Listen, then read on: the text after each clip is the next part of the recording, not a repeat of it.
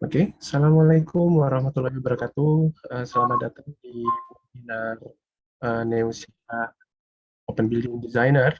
Kali ini kita akan membahas fitur-fitur apa saja, fitur BIM apa saja yang terbaru di Open Building Designer update 9.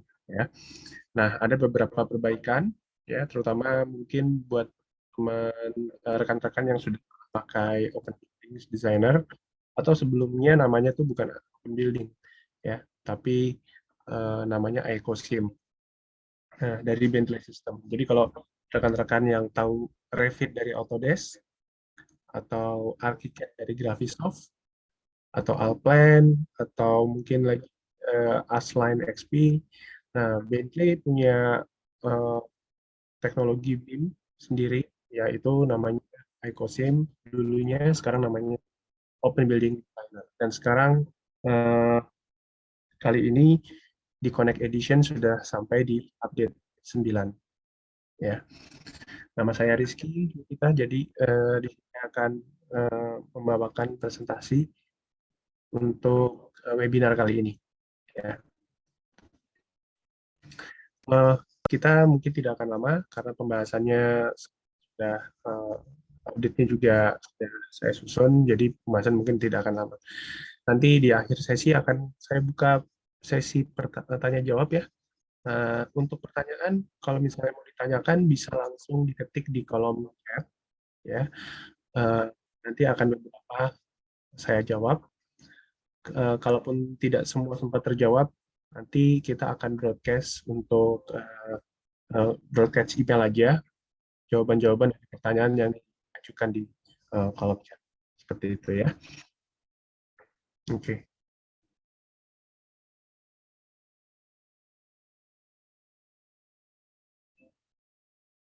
Ya.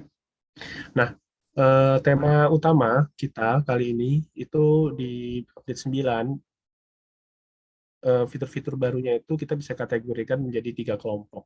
Yaitu ada fitur-fitur baru yang meningkatkan produktivitas dari BIM-nya, gitu ya. Entah itu mungkin tipe-tipenya lebih detail, informasinya juga lebih banyak yang di-deliver, gitu ya.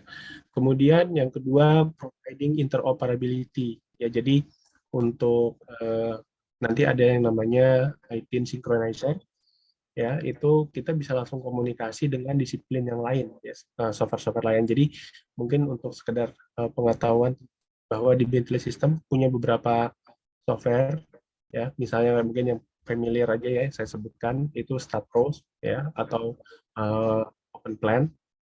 Nah itu ketika kita punya rekan kerja yang bekerja dengan software-software itu, ketika berkomunikasi dengan Open Buildings itu tidak miss informasinya.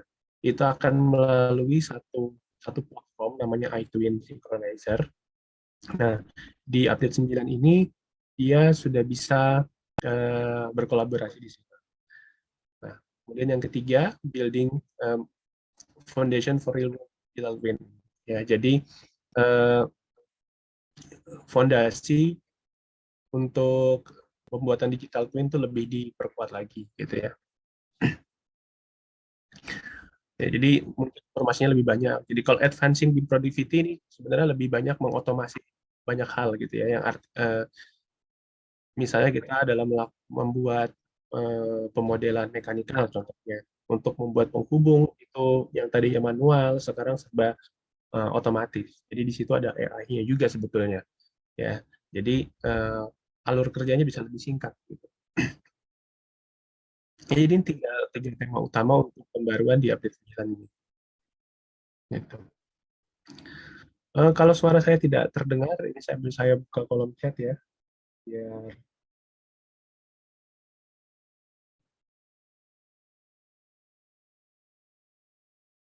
oke.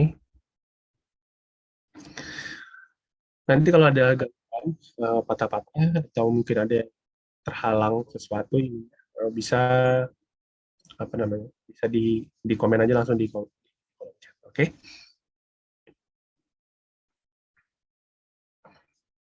Nah, eh,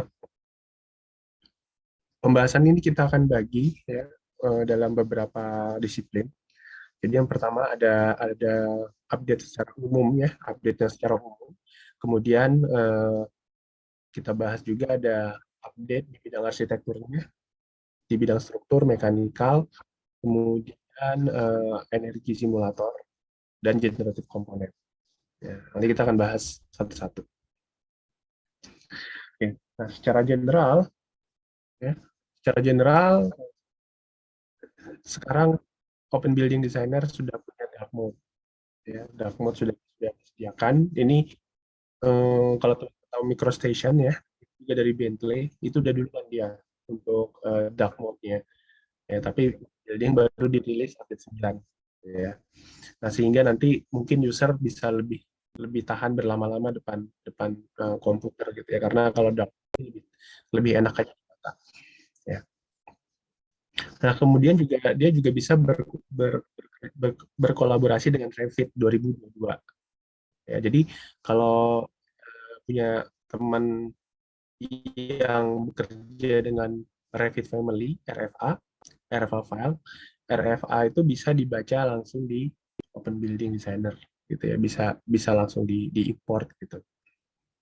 Ya, begitupun juga sebaliknya, kita bisa mengekspor objek-objek di Open Buildings, contoh misalnya HVAC gitu ya, kita mau lempar ke file RFA, kita bisa langsung ekspor gitu, sehingga bisa langsung dibaca di Revit.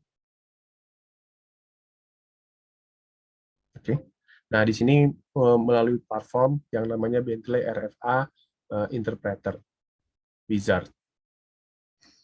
Oke, lanjut.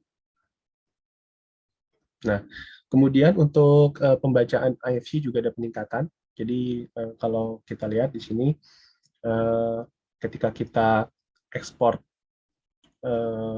model, mau pakai mungkin teman-teman juga semuanya, saya rasa juga semua software BIM itu ada bisa ekspor impor IFC ya. IFC itu singkatan dari Industrial Foundation Classes, itu sudah standarnya BIM di industri ya. Jadi udah seperti di WG sebetulnya untuk gambar CAD gitu ya. Nah, di BIM itu standarnya namanya IFC. Nah, dengan IFC ini ketika kita mau eh, membuka file dari program lain ya, kita harus minta usernya untuk convert dulu ke KFC, baru kita bisa bisa baca dengan import IFC tersebut gitu ya. Nah, untuk di Open Buildings ini IFC-nya udah lebih di-enhance lagi ya. Jadi untuk spline, kalau kita lihat di sebelah kiri itu dulu dia dia kelihatan apa namanya triangular gitu ya, untuk nggak terlalu detail gitu. Sekarang lebih diperhalus aja. Nah, ini IFCS nih. Kalau original DGN yang umum ya, yang umum kita biasa lakukan, penampilan IFC itu seperti yang di tengah ini, original DGN. Nah, sekarang bisa lebih untuk knobs bisa lebih lebih halus gitu ya. Nah, selain itu juga ketika kita ekspor menjadi IFC, ukuran filenya juga lebih kecil ya. Kalau kita lihat di sini reduce data. Jadi lebih dioptimasi ukuran filenya. Ya, jadi kalau kita mau kirim file IFC kita ke teman melalui email gitu, jadi kita nggak terlalu berat. Jadi ukuran datanya lebih lebih efisien. Lalu secara visual, kualitas visualnya juga lebih lebih baik gitu ya. Gitu. Itu untuk peningkatan di IFC.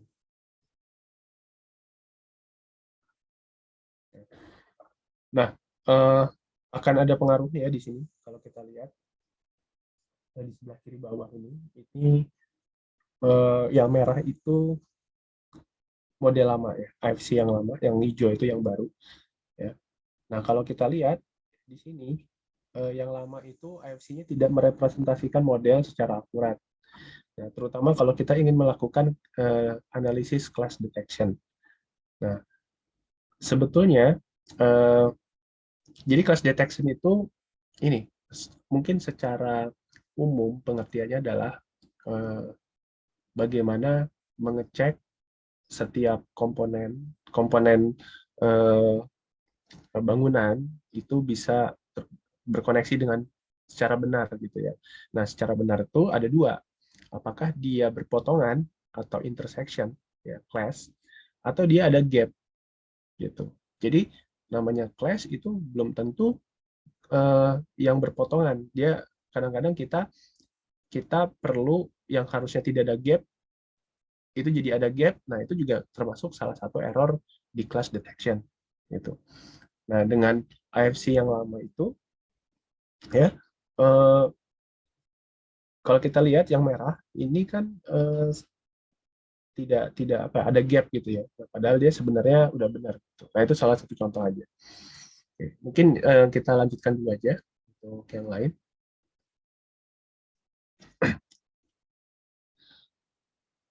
Ya. Nah, ini ada lebih banyak elemen untuk geometri yang konstruktif. Jadi kita bisa lebih detail untuk menambahkan informasi. Misalnya kita ingin membuat membuat slab gitu ya. Nah, di slab itu kita bisa mungkin nggak cuma kita kasih informasi ketebalan atau material ya, tapi di sana juga dia masuk ke kategori apa gitu ya. Artinya kalau dibahasakan secara sederhana, lebih banyak atribut yang bisa kita tambahkan dalam satu part, dalam satu komponen BIM gitu ya. Nah, sebenarnya beberapa atribut ini bisa kita custom sebetulnya, bisa kita buat sendiri. Tapi di update 9 ini udah disediakan beberapa atribut yang bisa langsung diambil gitu ya, dipakai. Nah, kemudian kita juga bisa bekerja dengan elemen-elemen pro structures. Jadi pro structures ini software dari Bentley juga ya. Ini untuk untuk apa istilahnya modeling struktur ya. Jadi kalau StatPro itu lebih ke analisis, tapi untuk modelingnya kalau teman-teman tahu Tekla, nah itu kalau di apa namanya di Bentley itu namanya ProStructures. Mirip dengan Tekla. Dia lebih ke modeling ya. Dia bisa mengenali geometri-geometri dari ProStructure dan MicroStation ya. Karena ProStructure dan MicroStation keduanya adalah produk Bentley, di sini dia lebih seamless untuk komunikasinya. Gitu. Oke, kemudian lanjut. Nah, di sini kita bahas AFC lagi juga. Nah, ada beberapa AFC yang bisa ada peningkatan juga. Salah satunya adalah representasi warna yang bisa disajikan, gitu ya. Nah, sekarang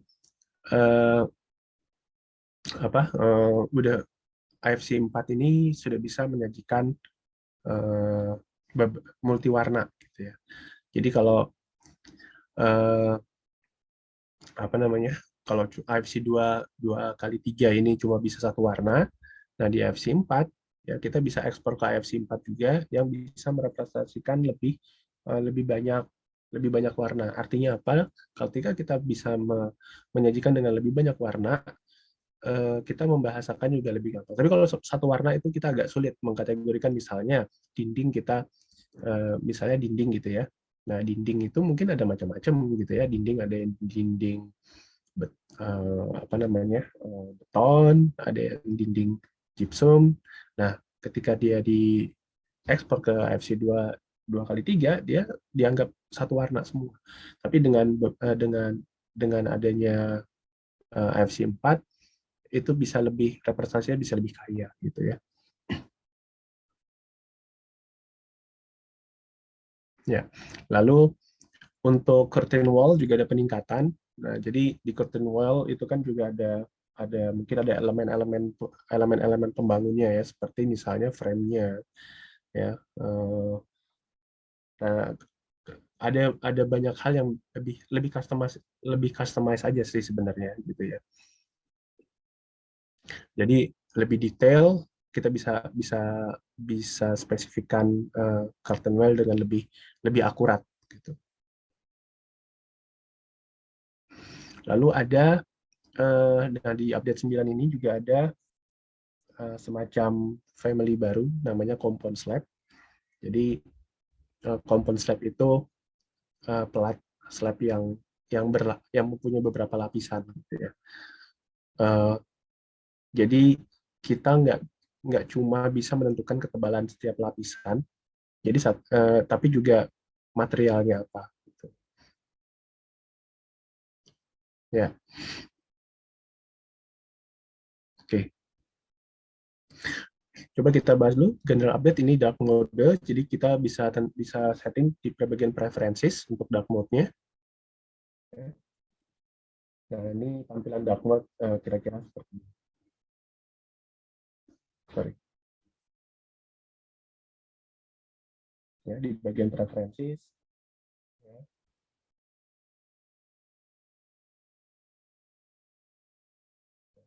Ini akan lebih lebih clean ya, lebih enak dilihat.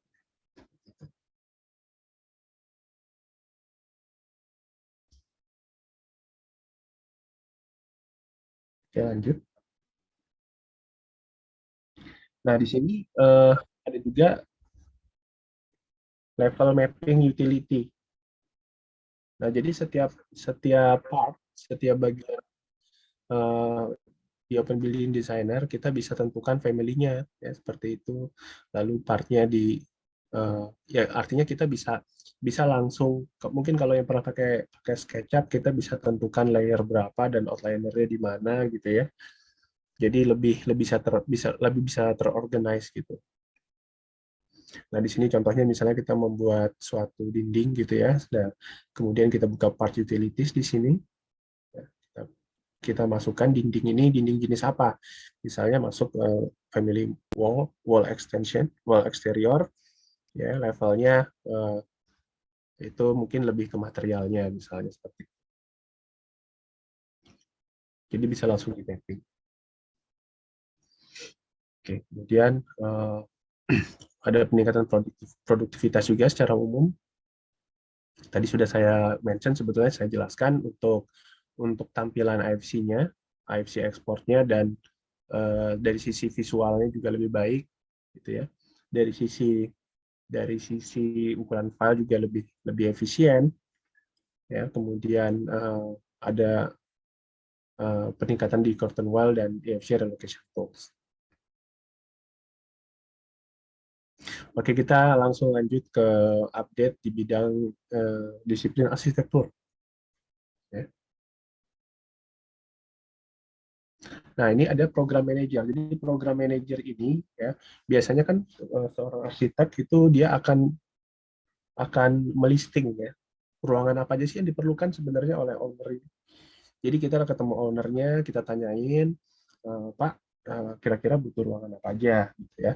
Nah, itu kita catat, terus kemudian kita si owner juga di situ nggak cuma nama ruangannya aja, tapi kira-kira berapa luasnya yang diperlukan gitu ya, dan ada berapa jumlahnya. Nah, itu semua bisa bisa dicatat di program manager ini gitu. Ini fitur baru di update 9, di update 8-nya belum ada. Jadi kita tinggal tinggal nggak usah pakai kertas, langsung aja di store ke ini. Jadi ini cuma ini ya, ini lebih ke logical ya. Jadi kita kita bikin semacam tree di sini contohnya misalnya ruangannya namanya apa gitu ya, kemudian berapa required areanya yang diperlukan gitu ya, berapa jumlah ruangan yang diperlukan. Misalnya kita membutuhkan ruang meeting misalnya yang punya gedung misalnya saya butuh sebenarnya ruang meeting itu eh, ada 5 misalnya, ada 5 gitu ya. Kemudian mungkin yang 3 itu ruang meeting kecil, yang 2 itu ruang meeting besar. Yang ruang meeting besar kapasitasnya berapa? Misalnya untuk 20 orang. Yang ruang meeting kecil misalnya orang. Nah, tentunya dari kapasitas itu kita bisa perkirakan untuk luasnya. Nah, itu semua dicatat aja dulu. Nggak perlu dimodel, dicatat aja dulu. Ya, ada di gedung yang mana, di lantai berapa, itu dicatat ya, di program manager ini.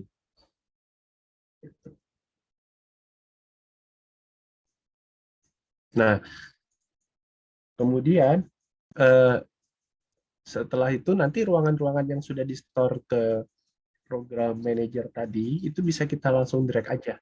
Kita bisa drag ke dalam model di Open Building. Ya. Nanti kita bisa adjust. Ya. kita tinggal tarik aja dari program manager, baru nanti di modelnya kita sesuaikan dengan bentuk ruangannya, dengan bentuk yang ada di denah gitu ya.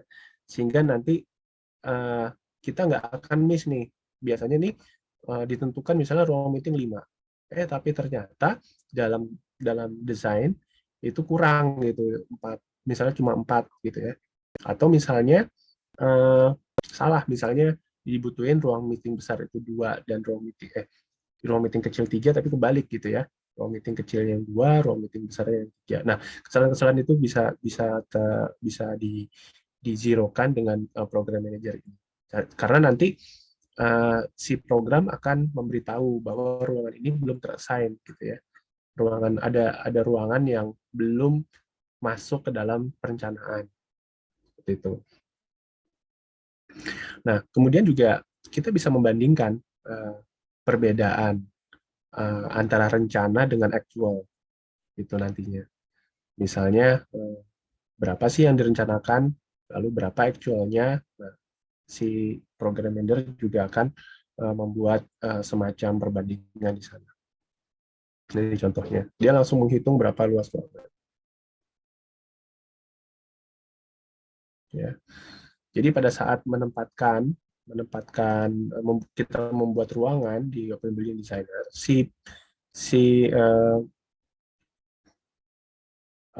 daftar ruangan yang belum ditempatkan itu akan terlihat di program manajernya. Nah, lalu ini tadi saya sudah sempat mention tentang compound slab ya, yaitu slab yang mempunyai layer-layer.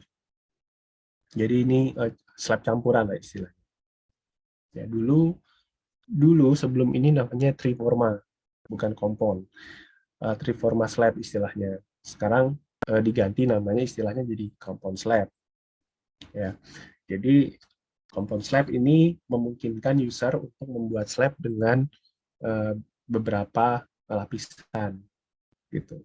Setiap lapisan mempunyai ketebalannya sendiri, mempunyai partnya sendiri. Part itu maksudnya apa istilahnya, jenisnya sendiri, kategorinya sendiri, dan family-nya sendiri. Ya. Jadi selain itu setiap lapisan juga bisa mungkin lebih maju atau lebih mundur gitu ya. Jadi dalam satu slab itu mungkin ada lapisan yang lebih ke dalam, ada lapisan yang lebih keluar gitu. Nah, selain itu juga setiap lapisan juga kita bisa tentukan untuk materialnya apa gitu ya. Ya. Nah, di sini kita bisa lihat, kita tinggal tambahkan aja nih lapisan-lapisannya, thickness-nya berapa gitu ya, berapa materialnya apa, thickness-nya berapa, kita bisa langsung tentukan di sana. Nah, ini fitur baru di update 9. Oke. Nah, selain itu juga ada peningkatan di pembuatan lubang ya, untuk melubangi di slab. Jadi kita bisa tentukan ketebalan dari punch mode-nya. Jadi sedalam apa sih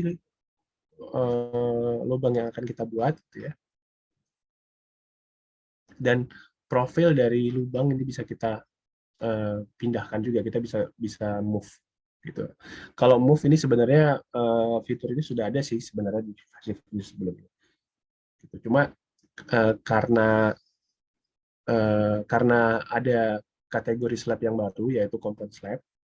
Jadi pada saat punch mode itu juga ada beberapa parameter-parameter tambahan yang disediakan gitu loh. Misalnya kalau kita membuat lubang di compound slab gitu ya, kira-kira mana aja sih lapisan yang bakal terpengaruh gitu ya. Jadi kita bisa define di sana. Mungkin kalau cuma satu lapisan, lapisannya satu jenis aja ya nggak perlu pengaturan gitu ya. Tapi kalau misalnya sudah lapisannya udah berbeda-beda di bagian objek punch-nya itu, nah kita bisa define. Oke. Nah, lalu ada juga peningkatan di sistem grid-nya. Nah, sekarang sistem grid kita bisa ekspor. Kalau kemarin nggak bisa. Sekarang grid ini bisa diekspor. Apa tujuannya mengekspor grid ini? Nah, ini kembali lagi ke masalah interoperability. Jadi kalau misalnya kita bekerja dengan user Statpro atau Pro Structures atau MicroStation atau apapun gitu ya, misalnya Open Building Station gitu ya, Station Design, Open Building Station ada Open Building Station. Nah, supaya mereka punya grid yang konfigurasi grid yang sama dengan kita, ya kita kasih aja gridnya ke mereka. Nah, caranya dari pengaturan grid itu kita bisa langsung ekspor ke file DGN dan file DGN-nya kita kirim ke mereka. Nanti dari sisi di StatPro-nya itu bisa diimport di file DGN-nya supaya nanti align. Nah, karena grid ini penting ya, karena kalau misalnya gridnya beda-beda, nggak sesuai gitu ya antara antara uh, mungkin yang menggunakan StatPro dengan software open building itu nggak sama, ya pastinya akan akan error ya, ada terjadi error, ada ketidaksinkronan di sana. Ya. Jadi ini misalnya kita buat grid gitu ya, contohnya.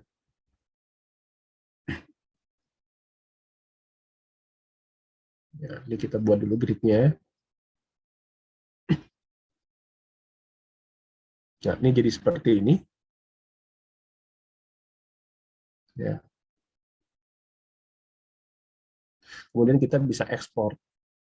Ya, grid, konfigurasi grid ini juga bisa ekspor. Nah, kita kasih aja nama. Nah, seperti itu. Ya. Ya. Itu peningkatan di bidang grid. Nah, selain itu juga eh, kita bisa gunakan simbol untuk labeling gridnya. Kalau kalau biasa kita ya sebenarnya nggak umum ya penggunaan simbol di labeling grid. Kan di sini kita bisa lihat biasanya itu umumnya itu A, B, C, D, 1, 2, 3, 4 gitu ya. Nah, eh, sekarang dimungkinkan untuk menggunakan apa namanya label yang tidak standar, non standar ya. Misalnya alfa, beta gitu ya istilahnya. Tapi mungkin itu nggak umum ya, tapi hanya hanya sekedar informasi aja bahwa di update 9 sudah kompatibel dengan itu. Ya, baik. Nah, ini ada setelah arsitektur selesai. Mungkin ada pertanyaan. Sebentar saya lihat dulu untuk kolom pertanyaan. Nggak ada ya. Oke, baik.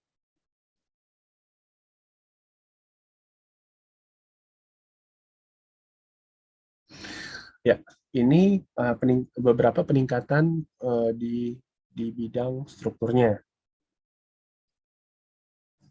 Ya, oke, kita lanjut aja lagi langsung. Yang pertama itu integrasi yang lebih baik dengan source pro structure. Jadi kita sudah lihat contohnya di sini penempatan flank ya, pada pelat. Nah, jadi eh, konfigurasinya udah mirip dengan ProStructure, tapi mungkin teman-teman yang belum pernah pakai ProStructure jadi nggak bisa kebayang ya seperti apa. Gitu. Nah ini di ProStructure untuk pembuatan flank seperti ini. Kita lanjut aja dulu ya. Nah, oke, kemudian widget anotasinya itu sekarang bisa dipindah-pindahkan, ya, bisa dipindahkan. Gitu ya. Ini contohnya. Nah ini misalnya kita mau pindahkan ke atas sedikit. Nah ini kan masih belum fresh ya. Coba kita klik to generate movable widgets.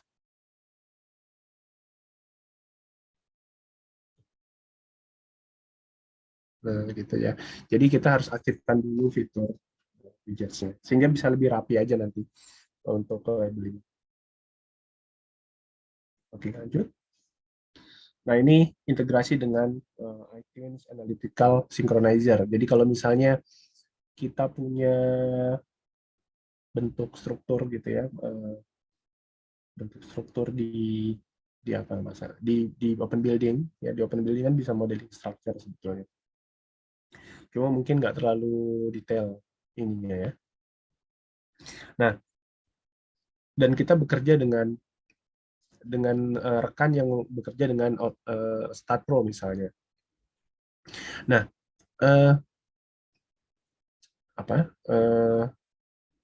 Nanti model dari kita ekspor dulu. Kita push file masuk ke synchronize to file ya. Nanti dari Stat Pro-nya itu bisa langsung ditarik. Jadi iTwin ini itu di tengah-tengah sih sebenarnya posisinya. Coba sebentar, saya mungkin akan carikan dulu video yang kira-kira cocok untuk.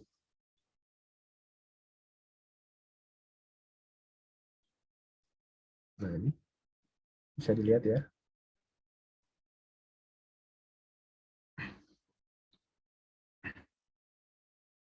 Dan contohnya ini ya, ini contoh, tapi ini sebetulnya tidak terbatas untuk start aja gitu ya, tapi semua produk baterai sebetulnya bisa diaplikasikan. Gitu. Nah, ini workflow-nya seperti ini ceritanya. Misalnya ini model di Open Building Designer kita, ini adalah model-model struktur yang udah kita buat ya di OBD, di Open Building Designer. Misalnya kita rubah, kita hapus ya. Oke, setelah kita hapus, kita tekan iTwin ya, kita buat semacam lokal synchronizer-nya, kasih nama dulu ya. Jadi kita kayak bikin project dulu ya. Nah, baru kita tekan push to file. Nah, di push to file kita kasih nama ya, kita judulnya apa, temanya. Nah, dia akan mengupload ya, mengupload model yang sudah terrevisi tadi ke servernya iTwin. Nah, lalu kita di Start Pro kita buka, kita tarik ininya, filenya. Ya, kita tarik. Oke, ini akan berproses di dalam iTunes-nya.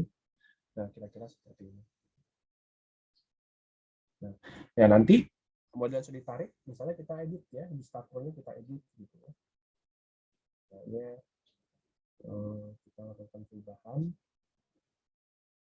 mungkin bukan nggak mesti dari sisi geometri, tapi juga bisa dari sisi propertinya gitu ya. Misalnya jenis dirinya, gitu ya. Ya intinya di sini kita lakukan, kalau tadi kita lakukan perubahan di open building, sekarang kita lakukan perubahan di Start Pro-nya. Nah, setelah itu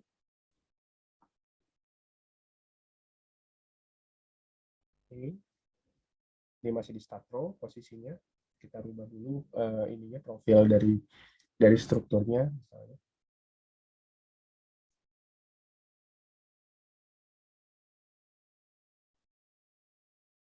Sekarang kita push lagi kembali perubahan kolom misalnya ya, misalnya ada perubahan kolom, balik lagi ke Open Building Designer. Nah, kita tarik lagi tadi file tadi ya, kita tarik lagi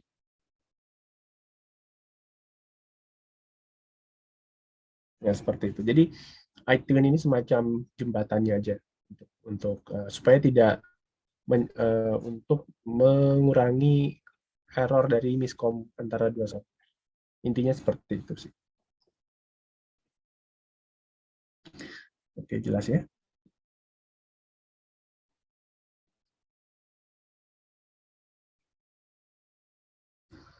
Oke, saya lanjutkan. Sebentar, saya cek dulu untuk pertanyaan. Oke, belum ada pertanyaan ya.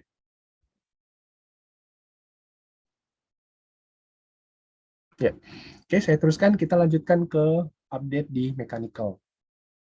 Ya, sekarang ya, sepertinya kita cuma 1 jam aja, nggak lama. Nanti kita akan buka sesi tanya jawab. Ya. Nah, ada beberapa peningkatan juga di bagian mechanical. Kalau di bagian notes-nya sih nggak ada peningkatan, di electrical nggak ada ya. Jadi untuk electrical mungkin absen dulu ini ya. Update-nya, oke. Nah, di sini ada untuk hookup tools. Hookup tools itu penghubung ya istilahnya. Penghubung antara elemen mechanical satu dengan yang lainnya. Gitu. Nah, jadi di sini lebih terotomasi sebenarnya untuk penghubungnya. Sebenarnya kita dikasih pilihan ya, apakah mau diotomasi atau free form. Jadi kita sendiri yang nentuin jalurnya. Gitu. Nah, ini ada pilihan untuk penghubung ya. Yang pertama calculated. Calculated itu dia sudah ini dulu, kita tentukan dulu untuk parameter-parameter apa saja sih yang jadi gini, si Open Building akan membuat hookup penghubung berdasarkan parameter yang kita berikan, spesifikasi yang sudah kita berikan. Gitu. Nah, nanti user akan diberikan beberapa alternatif rute. Ya, alternatif rute dari satu elemen ke elemen yang lain itu ada beberapa alternatif, ya, sehingga nanti user bisa memilih dari alternatif itu mana yang dipilih gitu, ya kan? Nah, user juga bisa menentukan sudut maksimal itu berapa gitu ya. Kemudian panjang dari rute yang segmennya itu berapa, sehingga nanti si open building designernya itu akan mendesain rute itu berdasarkan parameter yang kita tentukan. Oke, nah ini contohnya nih. Nah ini untuk freeform. Nah misalnya antara elemen satu dan nah ini contohnya seperti ini.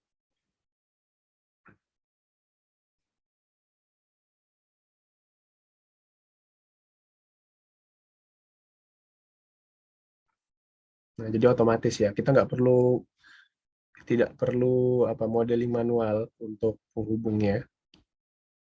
Jadi kita tentukan berapa derajat sih angle-nya, ya maksimal,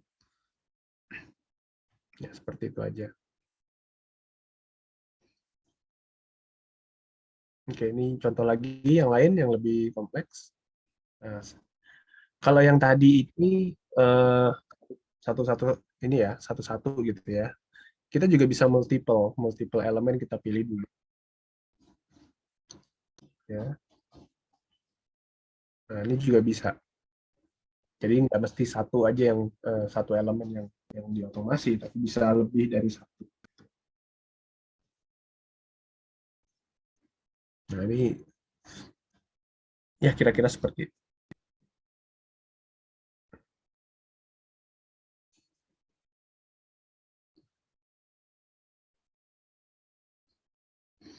Oke, sebelum ke sana, saya mau tunjukkan sebentar. Oke, mungkin terakhir ya nanti saya.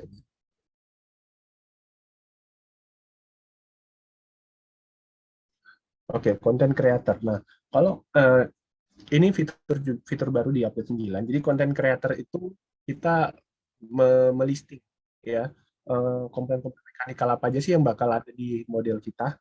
Kita bikin semacam pustaka mininya gitu ya.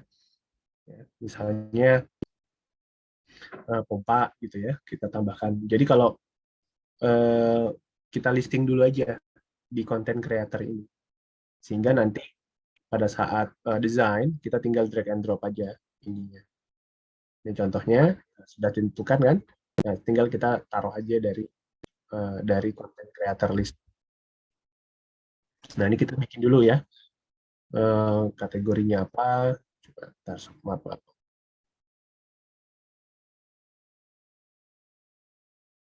Sorry, sorry. Ya, ini kategorinya apa? Atau kita bisa import dari luar. Kan? Ini pompa misalnya. Oke. Nah, kemudian tentukan konektornya di mana. Nah, misalnya kita tentukan inlet di sini, outlet di sini gitu ya. Sehingga pada saat kita menempatkan komponen ini ke model, itu dia sudah langsung otomatis mengenali kalau kita sudah tentukan inlet outletnya. Nah, oke. Oke, kalau sudah terdefine, ya, ketika kita mau butuh, kita tinggal tarik aja dari konten kreator yang sudah kita buat. Idenya seperti itu intinya ya. Oke, lanjut. Kemudian exchange komponen. Jadi kita bisa mereplace salah satu atau beberapa komponen dengan komponen yang lain, gitu ya. Eh, Coba kita buka aja nih videonya.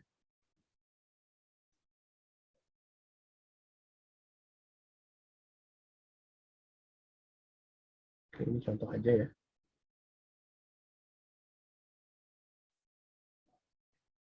Nah, ini contohnya kita mau mengganti, ya, mengganti ini gitu ya, dengan komponen yang lain. Ya, kita tentukan dulu, kita tinggal klik saja seperti ini. Nah, nanti otomatis mulutnya akan menyesuaikan lebarnya itu.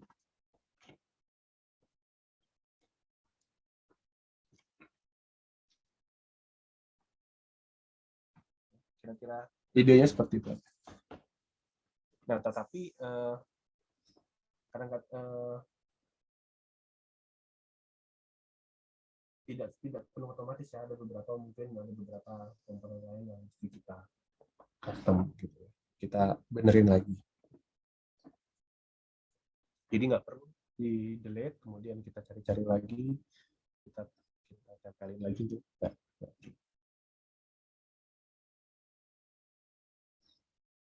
Oke, lanjut ya, kita lanjutkan dulu aja.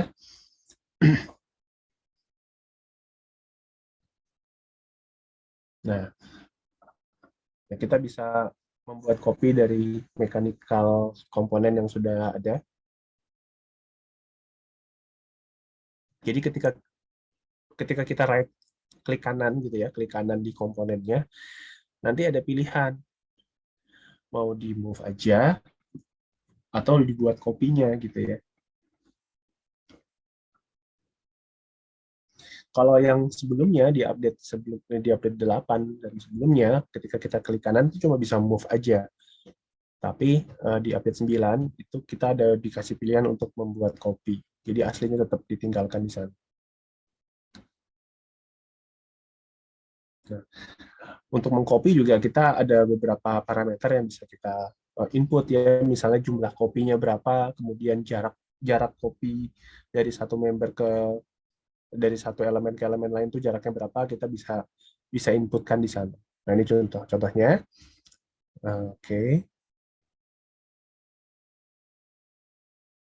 Nah, tadi ada lihat ya, kopisnya ada berapa. Nah, itu bisa bisa kita tentukan. Ya. Oke, lanjut dulu. Ini ada auto fitting HVAC.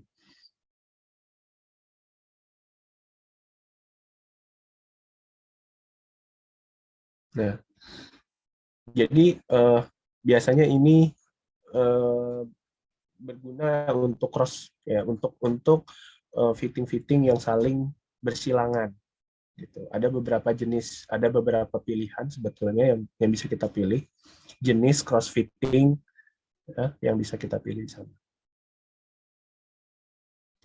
Oke, mungkin saya carikan dulu videonya yang kira-kira bisa.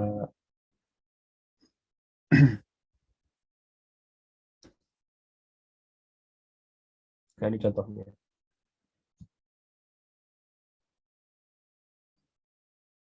Ya. Oke. Nah, ini umumnya berguna kalau ada elemen-elemen yang saling bersilangan. Ini ada tiga pilihan, ya. Yang pertama mungkin kita buat dulu yang rectangle gitu ya. Ini jenisnya seperti ini. Lalu jenis yang kedua kita pilih lagi, misalnya radius terus.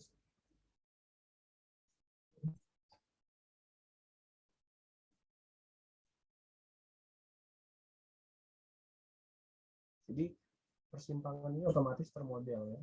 Ya kita nggak perlu lagi memodelkan persimpangannya. Cukup tentukan jenisnya di sini, di bagian propertiesnya. Ada 3 jenis untuk yang kemudian untuk yang tabung silinder seperti ini.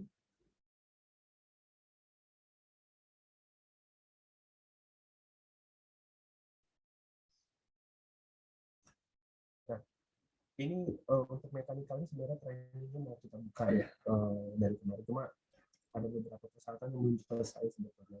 Doakan aja kalau Agustus nanti insya Allah bisa kita launching untuk open building yang mechanical training. Tapi yang arsitektur sama struktur sih sudah sempat dilaksanakan ya. Saya nggak tahu apakah masih uh, minatnya masih seantusias ini. Tapi rencana ketika bulan Agustus itu, ketika kita launching training untuk mekanikal, kita juga akan langsung launching untuk arsitektur dan strukturnya. Kita ulangi lagi gitu ya.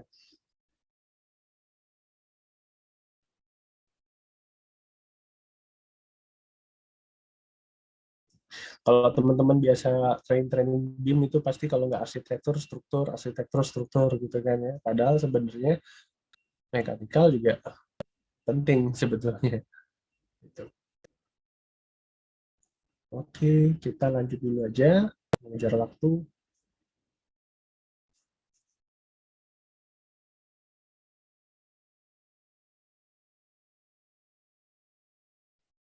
Oke, selanjutnya adalah assembly builder, ya, membuat assembly. Nah, di membuat assembly ini kita bisa menentukan titik hubungnya.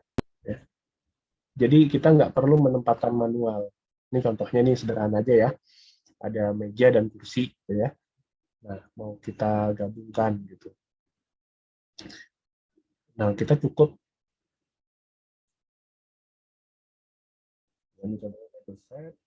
Nah, ini change placement point. Nah, kita titik titik angkatnya di sana. Terus, ketika kita ambil, ya kursor kita nempelnya di sana. Ini videonya singkat sekali, tapi sebenarnya ada fitur lain sebetulnya. Coba saya ingat lagi. Jadi kita bisa menentukan kalau kita mau mengassembly sesuatu gitu ya, kita bisa tentukan titik kontaknya, sehingga pada saat kita drag and drop itu otomatis langsung uh, nempel. Gitu. Assembly ya.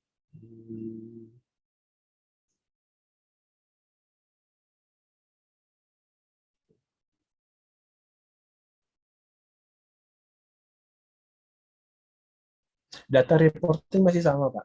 Saya rasa cuma lebih detail aja karena tadi itu kan uh, untuk fitur data reporting itu kan uh, mungkin tadi sempat sempat saya bahas ya bahwa lebih banyak atribut yang bisa ditambahkan gitu ya. Nah, sehingga nanti data reportingnya juga mungkin lebih detail. Tapi itu sebenarnya customize sih Pak. Kalau kita mau buat report yang simple, ya kita matikan aja atribut-atribut yang nggak kita perlukan seperti itu. Masih sama Pak. Rasanya tidak ada peningkatan yang signifikan di update 9 ini. Oke, ini saya ulangin dulu ya Pak.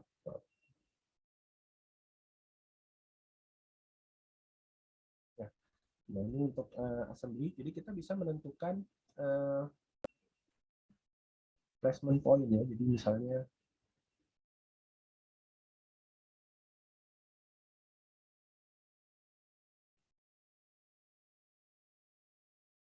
jadi fungsi placement point itu untuk menentukan di bagian mana dia bisa otomatis nempel dengan objek yang lain. Misalnya kita tentukan di sini gitu ya. Sehingga pada saat kita tempatkan dia, otomatis bagian itu yang nempel. Nah, idenya seperti itu. Benar. Ya. Kadang-kadang terlalu banyak informasi juga nggak bagus ya Pak ya. Disajikan. Kadang ya kita harus pilih yang mana yang kira-kira penting. Tapi nanti sebenarnya itu kan ada LOD ya, nanti istilah LOD kalau di BIM itu Pak ya. Jadi level of detail. Artinya mungkin ada report yang cuma 3 kolom, 4 kolom, tapi ada report yang jumlah kolomnya agak banyak. Biasanya owner itu nggak terlalu suka Pak baca baca report yang terlalu banyak ini, terlalu detail. Jadi kita sesuaikan aja.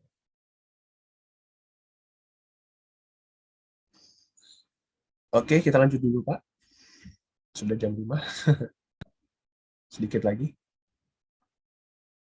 Oke, mungkin karena waktunya sudah eh, sebenarnya sudah habis ya, kita percepat aja untuk ininya. Nah, ini BIMEH rebuild. Nah, BIMEH ini lebih ke simbologi aja ya. Jadi untuk simbol-simbol mekanikal aja ya. Eh, kalau di gambar kerja kan kita suka lihat tuh ada beberapa simbol-simbol mekanikal. Nah, kita bisa bisa custom sebenarnya simbol-simbol itu menggunakan BIMEH. Oke, lanjut dulu aja Pak ya. Ini ada energi simulator updates. Nah, mungkin ini tidak terlalu populer ya di Bapak sekalian, kecuali memang yang biasa berkecimpung di dunia analisis energi gitu ya, atau misalnya fisika bangunan, itu mungkin mungkin familiar dengan istilah-istilah simulator energi gitu kan, atau misalnya wind tunnel, apalagi misalnya kenyamanan thermal dan sebagainya, familiar dengan istilah-istilah itu. Cuma mungkin untuk sebagian besar orang ini kurang kurang familiar, tapi oke, saya coba jelaskan dulu semaksimal mungkin. Ya, yang pertama itu ada HVAC Manager ya. Jadi sama seperti tadi, seperti content creator sebetulnya, mirip-mirip. Jadi sebenarnya mirip-mirip aja, cuma di sini untuk komponen-komponen HVAC. Coba kita lihat hasilnya setelah contohnya nih ya. Ini simpler DSM. Jadi ini kalau DSM ini sih sudah ada Pak ya. Fitur DSM ini emang sudah ada di fitur di update sebelumnya sudah ada. Nah, di update 9 ini lebih disederhanakan aja supaya user itu tidak terlalu apa ya, tidak terlalu ribet dengan banyak pilihan. Itu aja. Nah, ini antar mukanya seperti ini. Ya, misalnya kita pilih ruangannya,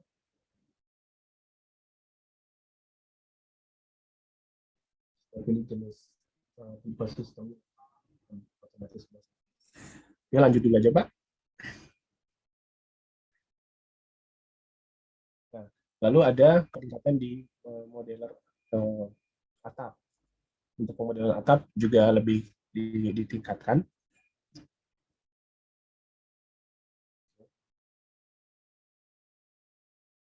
Kita bikin overhang misalnya.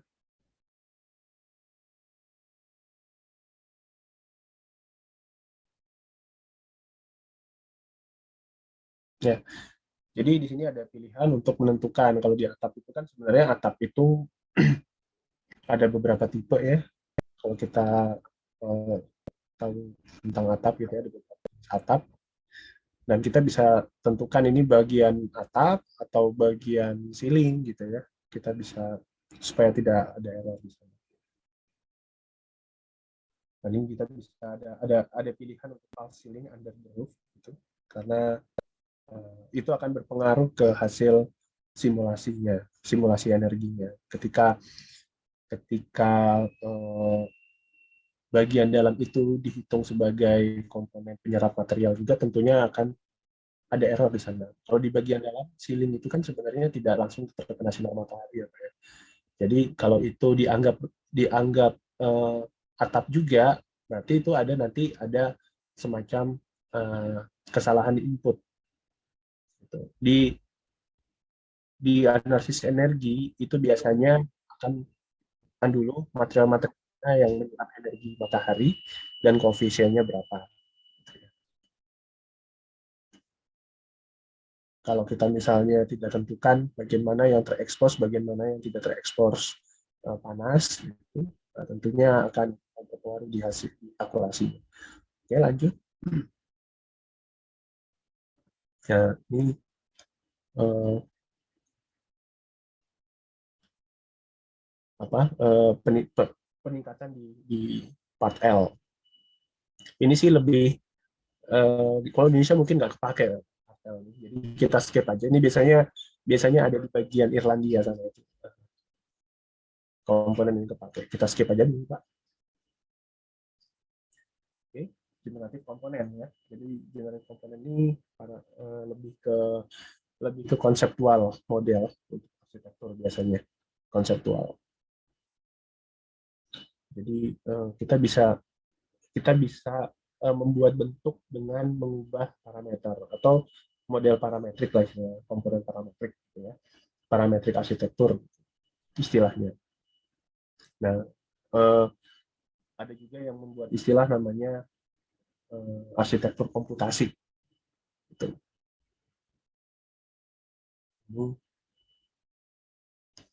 Nah, kalau di generative model ini juga bakal kita rilis sebenarnya untuk trainingnya. Kita modelingnya itu menggunakan model kayak gini nih. Jadi ada pipe-nya apa, diameternya berapa gitu ya. Jadi bukan model di ruang 3 dimensi, enggak.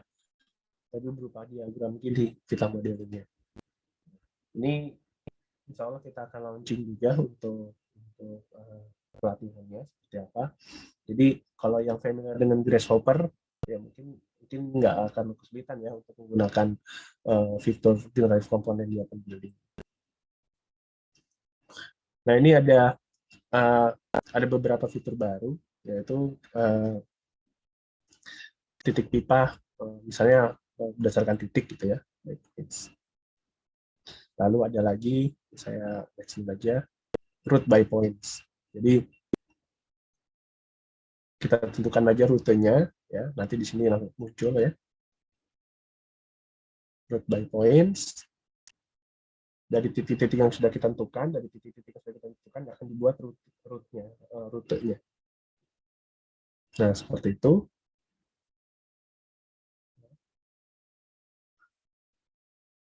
Nah, diameternya kita isi, berapa diameternya. Lanjut. Lalu ada juga branch at points. Kita tentukan persimpangannya dulu. Oke.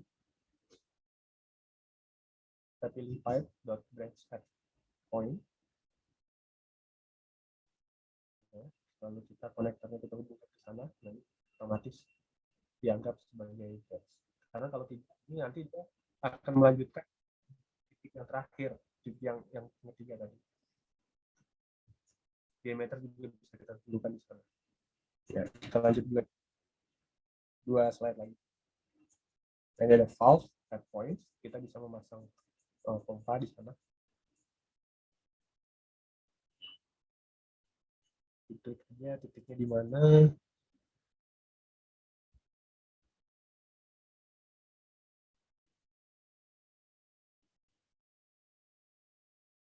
Oke.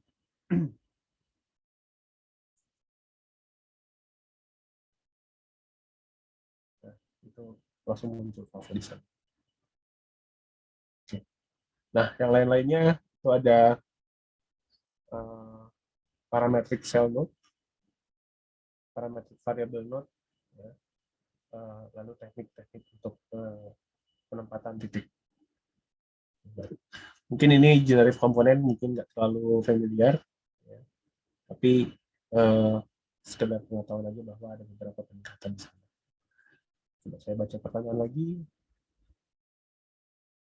Oke. Baik, selesai untuk paparannya. Mungkin ada yang mau bertanya sampai sini?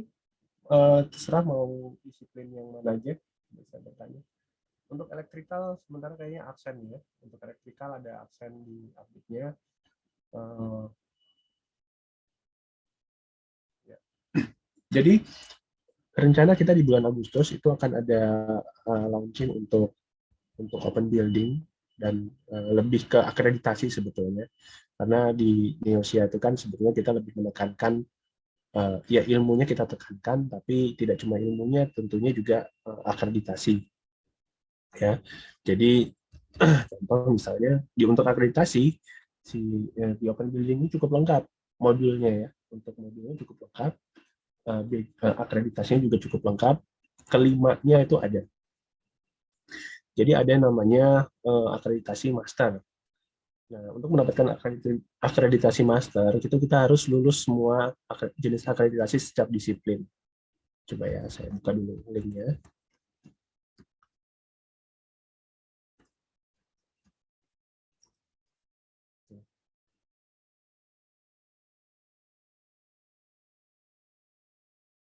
Ya.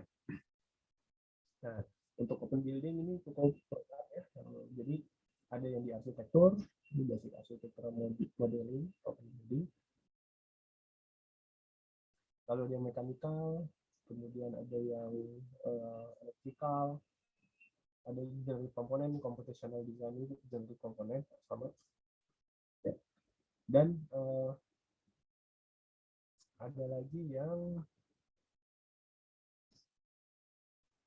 ini, Bentley Accredited Open Building Designer User. Nah, ini didapatkan minimal kalau nggak salah 4 ya, 4 badges ya, 4 badges. Dan terserah mau arsitektur struktur, mekanikal elektrikal, atau misalnya mekanikal dengan komputasional, itu baru bisa mengambil yang open building designer. Nah, kemudian ada lagi satu untuk BIM, ini lebih ke manajemen.